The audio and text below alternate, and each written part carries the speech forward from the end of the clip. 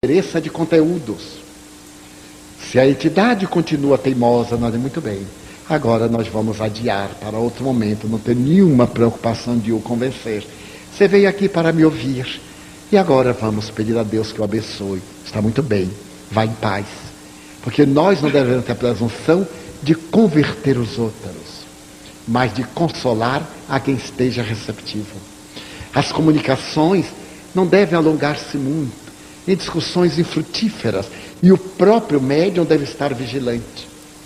Porque alguns médiums há que se caracterizam por determinado tipo de espíritos, sempre recebem os mesmos espíritos, discutidores, impertinentes, grosseiros, que dizem desaforo aos doutrinadores. Aí estão algumas tintas do inconsciente do médium. Porque um espírito que vem e que se comunica, não está sabendo quem é aquele que lhe está falando, para dizer-lhe coisas ferentes ou perturbá-lo. Na sua ignorância, muitas vezes, eles agridem, é natural. Uns são perversos, outros são maus. Me pergunta, quem é você para estar me dando orientação? Afinal, você pensa que eu não o conheço, e alguns nos conhecem, e muito bem, isso aqui é pior. E está do Evangelho. Existem testemunhas, e Kardec fala, quando pensamos que estamos bem a sós, há uma multidão nos vigiando. Eles dizem isto, mas há médiuns que sistematicamente só recebem espíritos discutidores, briguentos, que não acabam nunca, o que é uma viciação, ou é um tipo de afinidade. O bom médium é o que comunica todos os espíritos, e não apenas aquele tipo de entidades. Apareceu em nosso movimento, em algumas cidades, médiuns que só recebem suicidas. É novidade. Médium recebe qualquer espírito que com ele se afine, que tenha identidade fluídica. Por isso aqui Manuel Flamengo de Miranda nos fala da lei dos fluidos, que está no Livro dos Médiuns, Laboratório do Mundo Espiritual, para nós melhor entendermos. Se nos desincumbirmos com este carinho que merece qualquer faculdade, se nos sentirmos felizes por sermos portadores de mediunidade, nós realizaremos uma vitoriosa experiência terrestre e nos despediremos da terra com saudade. Eu tenho pedido muito a Deus que no além eu seja usado no exercício da mediunidade. É tão bom ser ponte, quando a maioria prefere ser parede. É tão bom ser mão distendida, quando um grande número prefere mão fechada. É tão bom ser farol, que aponta as penedias, quando muitos preferem ser noite densa. Então o médium, disse o benfeitor, é a escada de Jacó, por onde entidades sofridas encontram as alturas, e ele próprio ascende na direção do seu aprimoramento moral. A obsessão serve como aviso aos médiuns iniciantes? A obsessão é um convite, através do qual o nosso passado ressuma, advertindo-nos para a prática do bem, a fim de que algo pior não nos venha a acontecer. E toda vez que há uma obsessão, há uma faculdade mediúnica necessitando de diretriz e de disciplina. O que evidencia na aura de uma pessoa ela ser um médium? É possível uma referência bibliográfica sobre o assunto? Não existe nada na aura que identifique que a pessoa é médium. Por isso, são aventureiros todos aqueles que apontam aos outros e dizem que são médiuns. A mediunidade só pode ser identificada pela pessoa, porque tem sintomas. E esses sintomas são muito pessoais, que uma pessoa de fora não pode observar. Relatados os sintomas, alguém pode concluir que a pessoa seja portadora de mediunidade. Uma pessoa doente pode desenvolver a mediunidade? Não deve. Enquanto estiver doente, primeiro cuidar da saúde, posteriormente atender à faculdade mediúnica. No ato da cremação do corpo físico, O espírito que ainda está ligado a ele tem alguma participação? Se o indivíduo é sensualista, se ele é gozador e egoísta, se ele é perverso e dilapidou o patrimônio da vida, ele sofre as angústias da cremação, como também sofreria o desespero da inumação cadavérica, experimentaria a decomposição do cadáver, sentiria a asfixia na carneira ou na sepultura, porque não é o método através do qual o cadáver vai ser consumido. São os valores morais do indivíduo diante da consumpção cadavérica. Isto é, os indivíduos que conscientemente permitem que seja cremado o seu cadáver e que se preparam para isso, não sentem nada. Mas aqueles materialistas, gozadores, acompanham o cadáver e ao verem, eles experimentam a angústia. Diz Allan Kardec, o espírito não sente as dores físicas, mas através do perispírito, ao qual ele está imantado, ele experimenta aquelas sensações e o horror se lhe instala, porque a sensibilidade do espírito é diferente da matéria. Despojado da matéria, ele não sente as sensações do corpo físico, mas impregnado de matéria, ele sente o que experimentaria se estivesse no corpo físico. Como proceder quando o médium está em dúvida se a comunicação é de um espírito ou fruto do seu subconsciente? Um diálogo honesto com o doutrinador. Ele fará uma análise daquilo que foi dito, e se ele chegar à conclusão que estava no seu arquivo inconsciente, prosseguir no trabalho, porque já libertou essas impressões, e abrir campo para novas faculdades. Nenhum médium está isento do fenômeno anímico. É correto o doutrinador debruçar-se sobre o médium, tocá-lo e dar passe em todas as comunicações? Não, não é correto. É uma prática que não tem nenhum sentido, porque ao terminar a reunião se aplicarão passes gerais. Se o médium foi instrumento de uma comunicação desgastante, ao terminá-la se reabastece, mas cabe ao médium criar o hábito da oração e recompor-se. Dobrar-se sobre o médium, como falamos, não é uma atitude elegante nem saudável. Não é necessário. Podemos estar ao lado, em uma postura gentil, e falarmos. É o mesmo que nós falarmos a um doente em cima do doente. É constrangedor. Se vier comigo, à medida que ele for dobrando, eu vou afastando. E aí vai criando distância. Nós devemos ter uma postura gentil, delicada, porque todos nós temos odores físicos. E muitas vezes, quando, depois de um dia de suor no nosso clima, nós viemos diretamente para o trabalho e naturalmente exteriorizamos, exudamos esses odores. Se o médium está semilúcido, há um constrangimento e um desejo de se ver livre, como é natural. Estamos num veículo coletivo e pessoas que estão exudando odores desagradáveis, nós nos afastamos por instinto. É uma necessidade que nós deveremos ter de cuidados, evitarmos o hálito, porque muitas vezes falamos em cima da pessoa e constrangemos. Todos temos as nossas características, exteriorizamos odores que se irradiam e cabe que tenhamos cuidado com eles para não constranger os outros. Sendo passista e doutrinadora no centro espírita, posso praticar essas funções em outro centro espírita? Não deve. A reunião mediúnica está em Kardec. Tem características qualitativas. Se a pessoa frequenta a reunião, está dentro daquele campo de vibrações harmônicas e dispõe de mais tempo, participe de uma outra reunião no mesmo grupo, onde há a mesma orientação. Porque não será pelo número de centros que nós frequentemos que nós vamos nos tornar melhores ou piores. Muitas vezes nós gostamos de estar borboleteando. A pessoa está aqui, mas já não consegue aqui, vai para tal lugar que lá é melhor.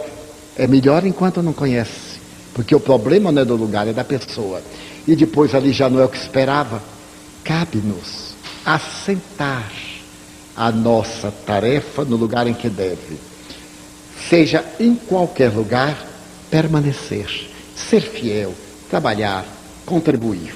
Se a pessoa exerce a doutrinação e aplica passes em uma casa, deve ter cuidado para não ficar fazendo em muitas casas, exceto se a pessoa tem disponibilidade, pode servir mais, pode criar novos grupos, é outra coisa. Um médium ostensivo, consciente da sua mediunidade, pode sofrer caso não trabalhe? Não é que a divindade castigue o indivíduo que não faz a caridade, como dizem por aí. É que ele, tendo um potencial que não usa, esse potencial cai em mãos irrelevantes, de espíritos vulgares, que geram uma série de perturbações.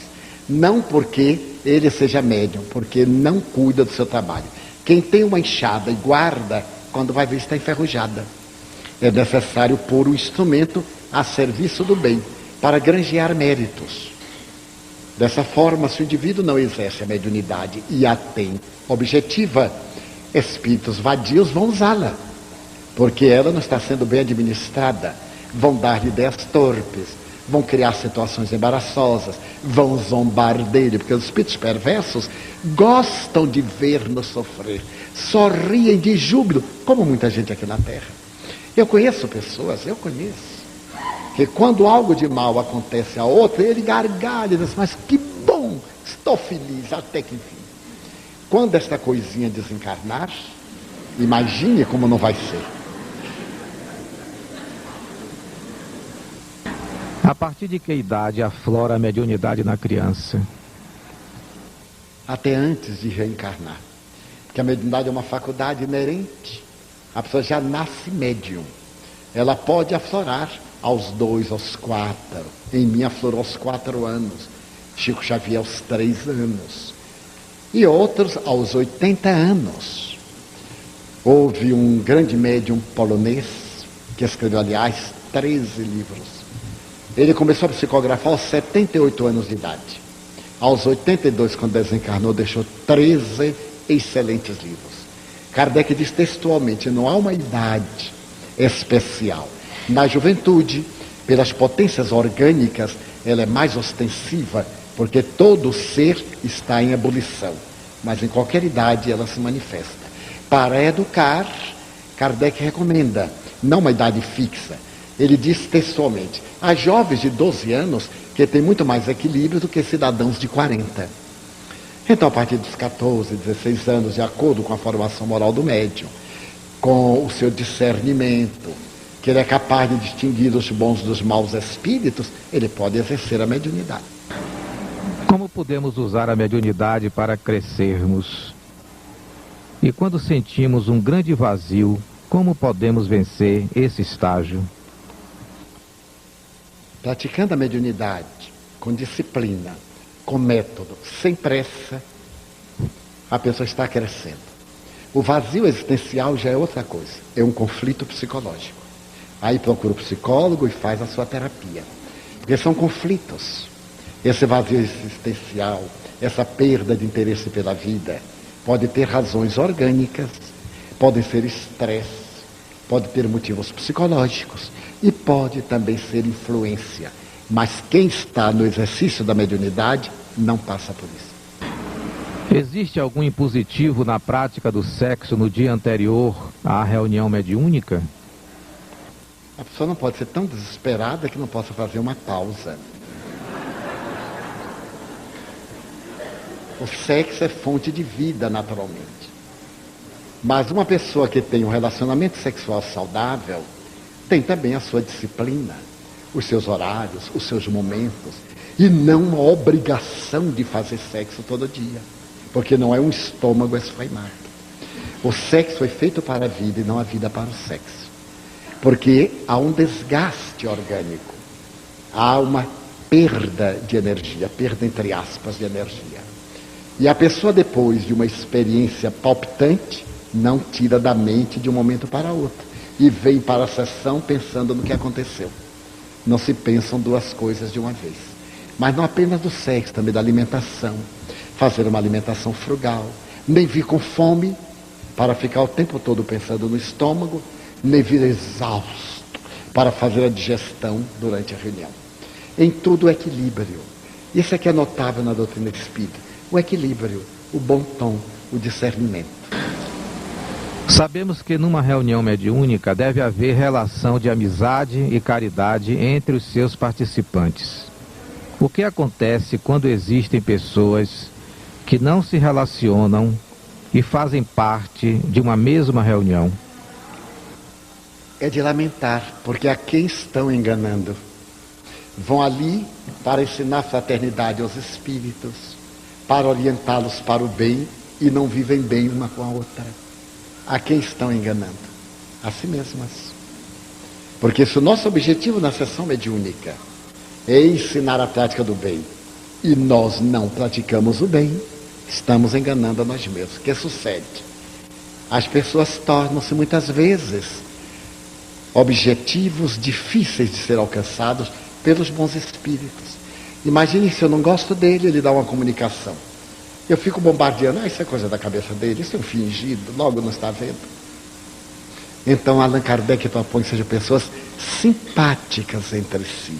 Simpáticas entre si, não precisa que se amem, mas que pelo menos se respeitem. E quando somos espíritas, temos que superar as nossas diferenças. As diferenças existem não para separar-nos, mas para nos identificarmos pelas diferenças. A harmonia não será resultado da igualdade, será resultado das diferenças que se harmonizam. É um trombone, um piano, um violino, são tão diferentes, mas eles se harmonizam no conjunto, dentro da mesma partitura. Há certas comunicações tão verdadeiras que sentimos real autenticidade. Outras, no entanto, nos deixam muitas dúvidas e gostaria de um esclarecimento para melhor aproveitamento. Aquelas que deixam dúvidas, cabe aos assistentes envolver o médium em vibrações de simpatia, para que ele vá eliminando os seus conflitos, porque ele também é um espírito que está em tratamento. Ao invés de tomarmos uma atitude hostil, de ficarmos na dúvida, bombardeando com pensamentos negativos, envolvê-lo em simpatia. Que bom que ele está liberando conflitos anímicos. Que os bons espíritos o ajudem agora. Essa deve ser a tarefa. O ser humano é um ser tão especial que às vezes eu noto em algumas sessões mediúnicas, vem um obsessor. Vamos chamar um espírito ignorante e perverso. E o doutrinador começa a falar. Trava-se uma discussão positiva. E os assistentes ficam torcendo para que o obsessor ganhe. É incrível. Fico, mas ele, o irmão disse não sei o quê. E depois ele me comenta, mas ele não foi muito feliz. Eu disse, e você, o que é que fez? Eu fiquei sem saber por quem torcia. Ele devia ser pelo doutrinador. A que ponto nós chegamos? Torcer para que o obsessor ganhe. Vai ser uma beleza. O que você acha das avaliações periódicas das reuniões mediúnicas? Acho muito bom e muito perigoso. Muito bom, porque seria o momento de nós esclarecermos nossas dúvidas. Muito perigoso, por causa da maledicência. Se a gente abrir muito o coração assim num grupo, dificilmente o grupo respeitará aquilo que nós falamos. E surgem os comentários transcendem, eles vão para a boca comum, depois se tornam até motivos de ridículo. Será ideal que o médium que tenha conflito converse com o seu doutrinador. O ideal também seria, se nós tivéssemos um estado de fraternidade, que ao terminar a reunião o médium dissesse, hoje mesmo, aquela comunicação, eu sei que fui eu, porque eu estava com este conflito desde a manhã. Na minha mente ele estava, eu tive uma contrariedade, e quando cheguei aqui eu descarreguei. E todos assim, mas que bom, muito bem, passemos ao outro. Mas a nossa indigência, pelo menos a minha indigência, talvez não saiba respeitar esse ato de confissão. E quando a pessoa estiver dando outra comunicação, a malícia no final, será que é outro caso? Será que vai se repetir? Daí deve ser uma avaliação coloquial entre o médium, seu doutrinador, ou ele com alguém que lhe inspire confiança. Um diálogo justo, uma avaliação. Recomendam os bons espíritos que façamos avaliações, mas nós aqui ainda não nos atrevemos a fazer em nosso grupo, porque nós temos mais de 40 pessoas, e são pessoas muito diferentes, todas muito nobres, mas nem sempre muito pontuais. E às vezes podem entender mal, a pessoa não ser bem-sucedida na hora de expor o que está se passando e gerar situações embaraçosas. Então nós ainda não fizemos. Mas sempre fazemos pessoa a pessoa. Alguém vem até mim, alguém vai até o doutrinador, vai aquele doutrinador que atendeu o Espírito e diz, olha, naquela hora que você falou isso, eu senti aquilo. Isso é muito válido, porque orienta o doutrinador. Você então pensava que era um espírito mulher, eu estava sentindo que era um homem. Isto sim, é uma avaliação muito positiva. Poderia aqui repetir uma frase de Manuel Filomeno de Miranda, que é aurida no Evangelho segundo o Espiritismo. A mediunidade bem direcionada dar-vos-á alegrias na terra e bênçãos no mundo espiritual. Vivenciar a mediunidade com critério e dedicação é um dever que assumimos antes da reencarnação, para nos desincumbirmos enquanto estivermos no carreiro carnal.